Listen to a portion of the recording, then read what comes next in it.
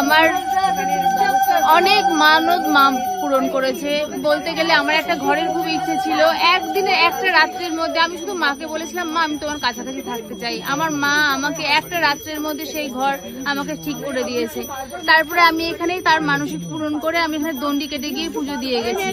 তারপরে আমার হাজবেন্ডের শরীর খারাপের জন্য আমি এখান থেকে তাবিজ নিয়ে গেছি। তাকে পরিয়েছি, সে সুস্থ হয়ে গেছে। তার সবকিছুই মানে সুস্থ হয়ে গেছে। আমি ছোট ছোট যেটুকু মাকে বলি, মা সবকিছুই পূরণ করে দেয়। হ্যাঁ, আমি মাকে ডাকলে সাড়া পাই। এর জন্য তো বারে আসি। আমি বারে আসি এখানে। আর আমি দমদম থেকে আসছি। মাকে আমি এখানে এসেই মানসিক করেছি।